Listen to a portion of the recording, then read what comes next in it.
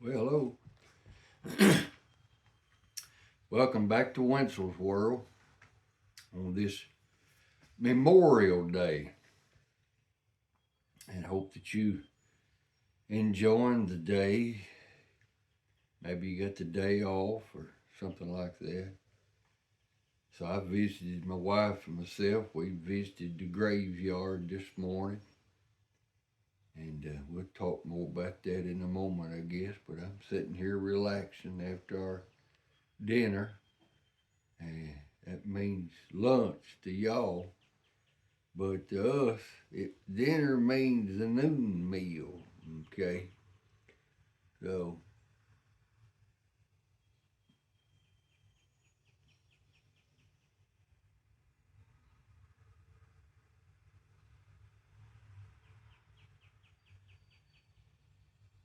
get my pipe fired back up here again.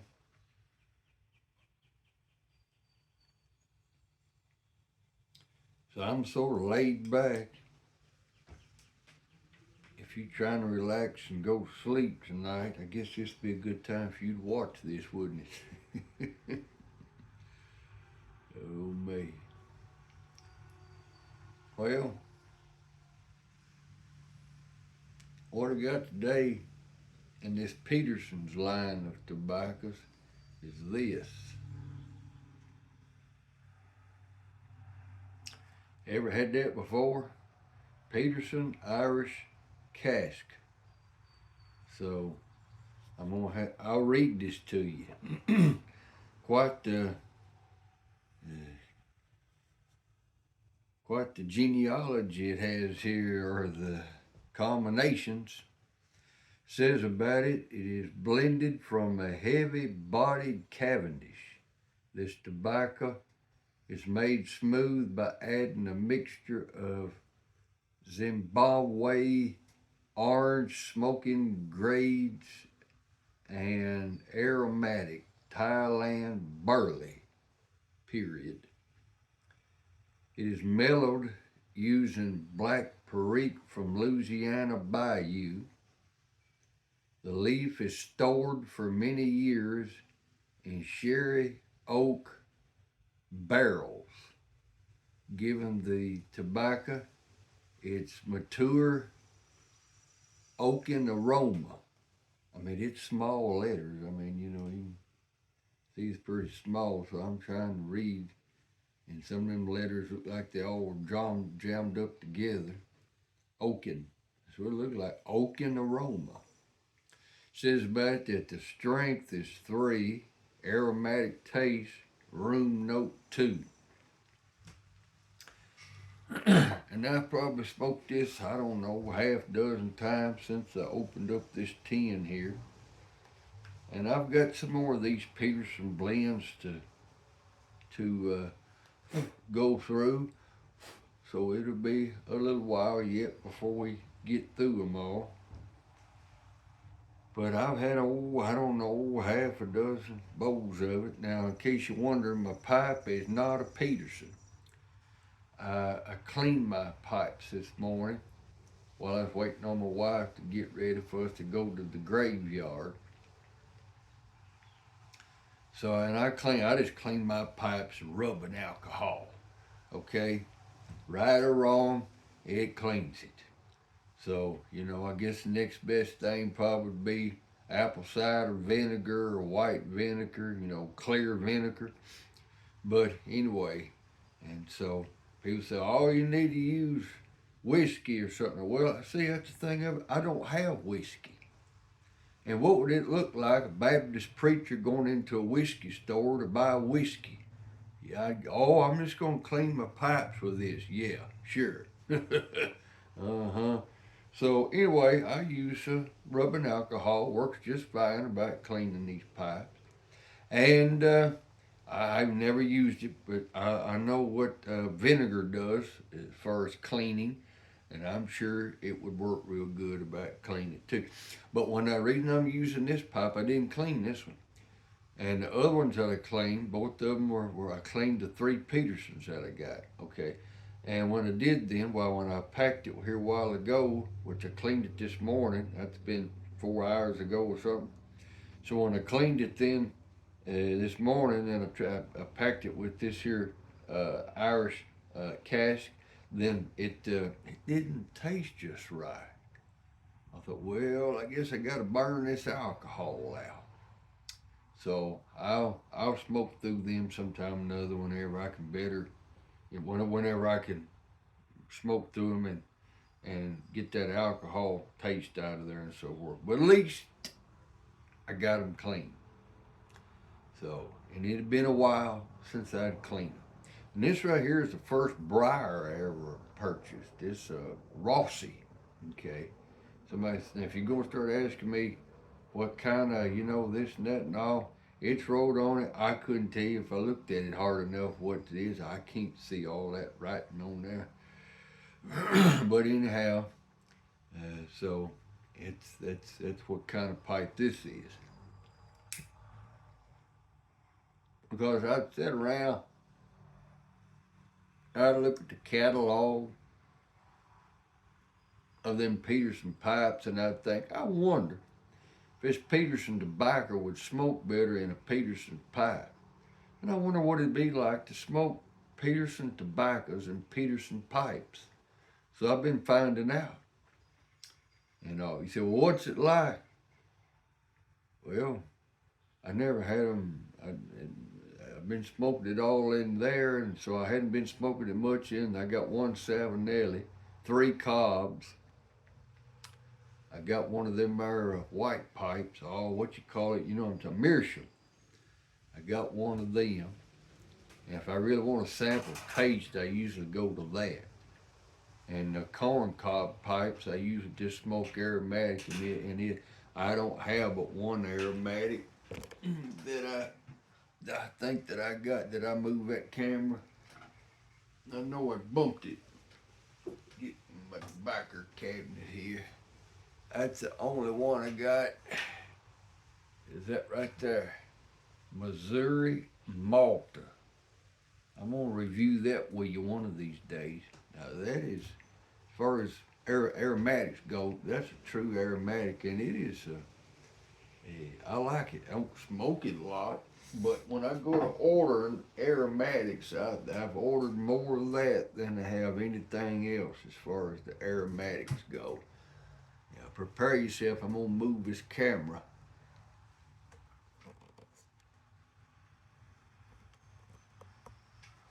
Okay, I didn't move it much, so did I. But anyhow, so bumped it with my foot when I turned around to get that aromatic out of there. So I usually smoke that aromatic in those cobs. I usually do my taste sampling in that there Meerschaum pipe that I got. And then these here, I really ain't found anything got Savinelli pipe I like to run through it, although I ran something through it here other night that I liked pretty good.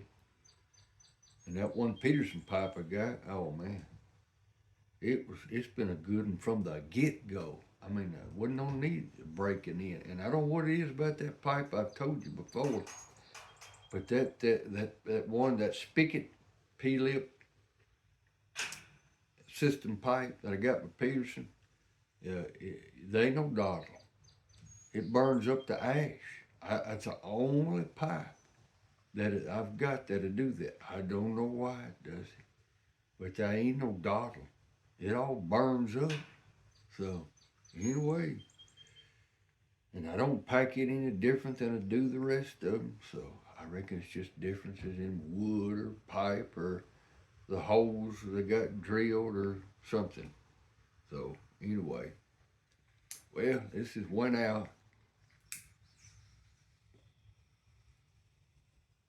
How long we been going? Okay, 10 minutes.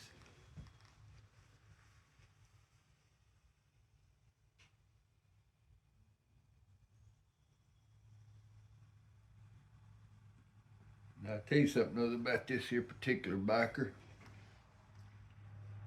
Right here. If you're not talking, you're going to keep it lit. There ain't no problem keeping this lit. When you open up the tin, you're going to think, now it's not goopy at all. I hadn't run across no Petersons that are. Yet. And you may think, well, I gotta let this dry out. No, it's just right. Once you get it packed in there and start firing it up, and you pop it off a time or two, tamp it and relight it, and finally get it topped off and everything, it's just gonna smoke right on through.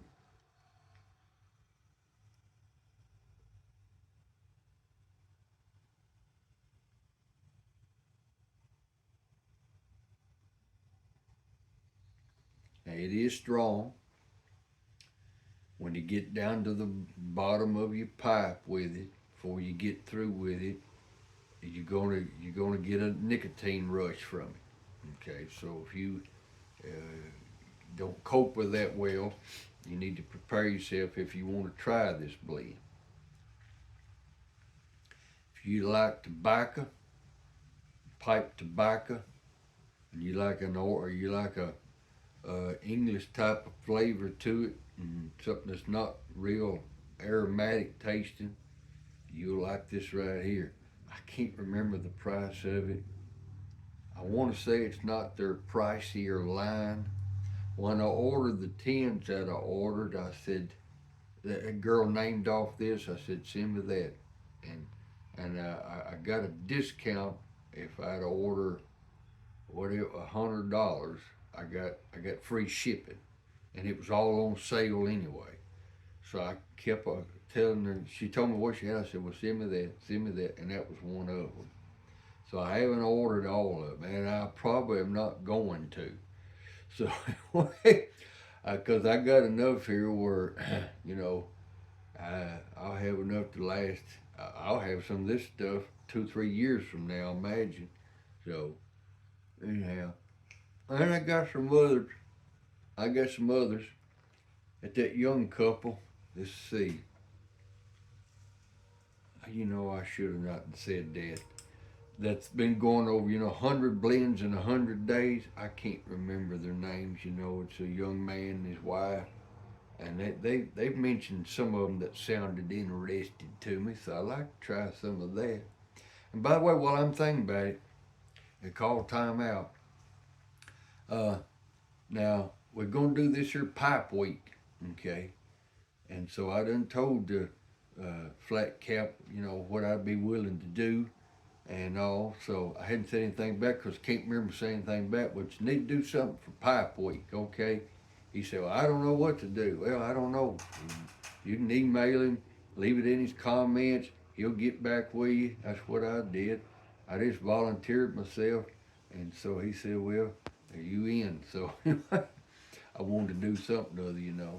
So anyhow, but so get with it for pipe week, okay? But anyhow and all, so this here it's a good blend. It's a good uh, pipe tobacco blend, and it sounds like, if you remember how I read that to you, it sounds like it's really gone through an ordeal to get it to this place where it is. And I dare say, if you give that right there 5 years of sitting around in a cellar, you probably have some real good tasting, better than what it is now, because that was canned last year. That's when they sealed it, so it ain't got any age on it. And when I say last year, I think it was something like the fall of last year.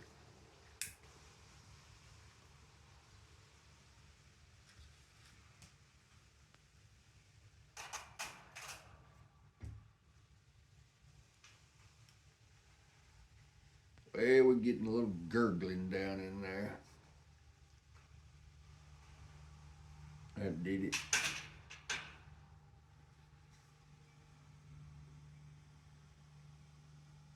And this little pipe's, it's bad for that anyway. You don't get down close to the bottom of this. You always got Donald to clean out of it. So, but anyway, it's a pretty good little old pipe. I know when I go smoke it that I'm gonna get the first smoke out of it right in through here. After it gets on down here, it's gonna be wet and everything. So that's just the way it is. I don't know the kind of wood it is, where it's made.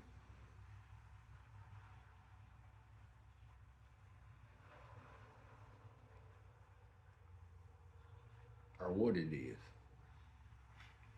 We went to the graveyard this morning on Memorial Day, and I tell you the reason I went. Do you know how Memorial Day got started?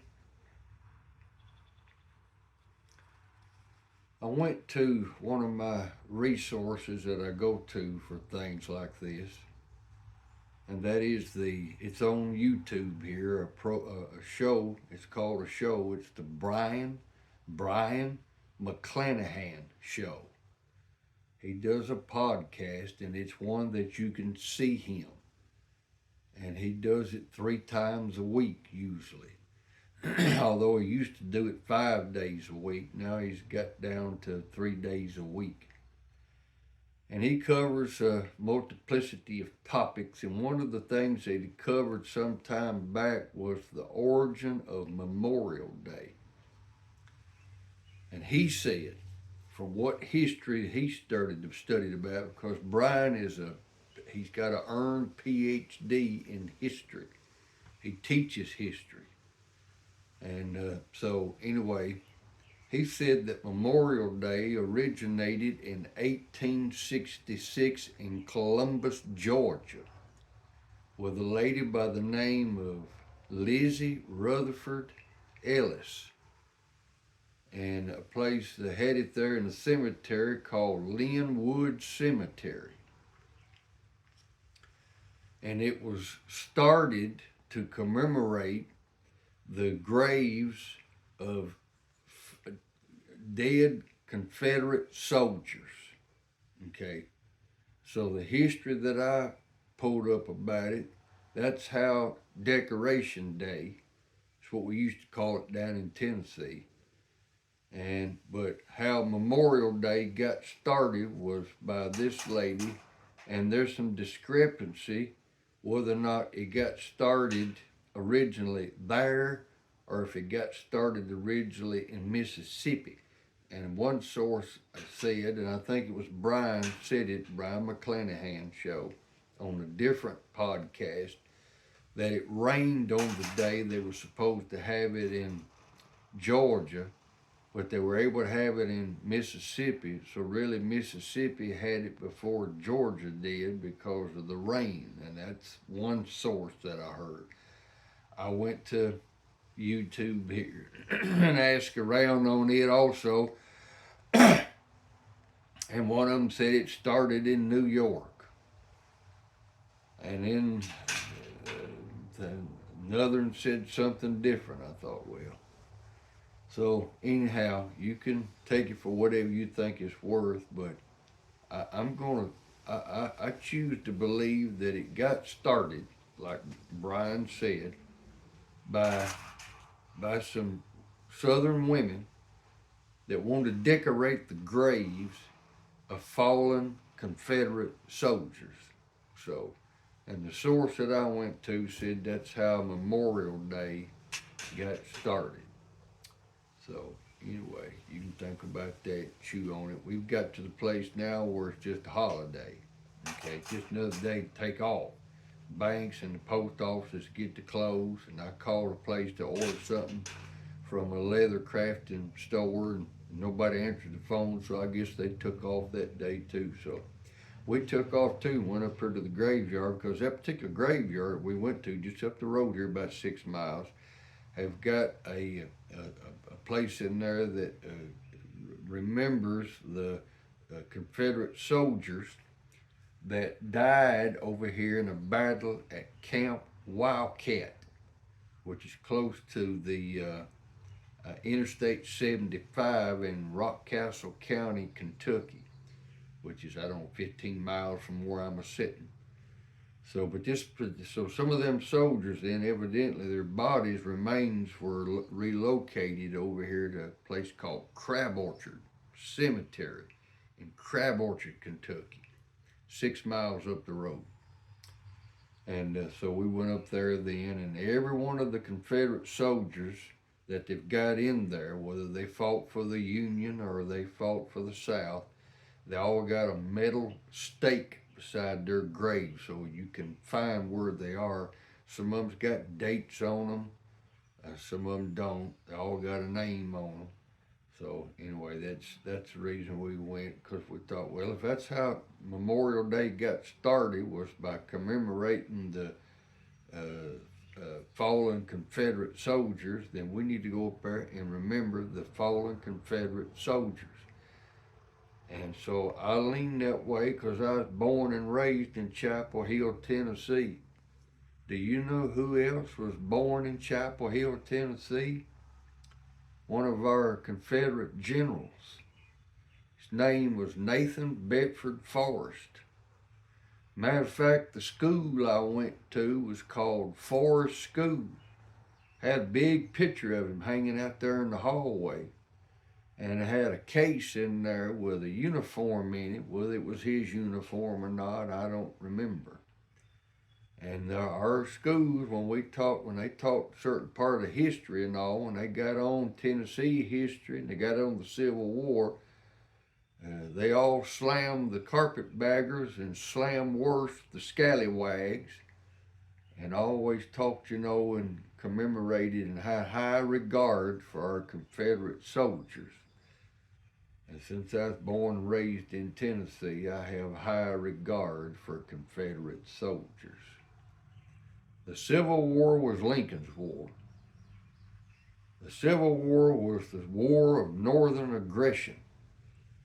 What happened was the South seceded from the Union, and Lincoln should have left the South alone. But instead, he went down and declared war on the South. So what else could they do but fight for their homes? Because that's where it got fought, in the South.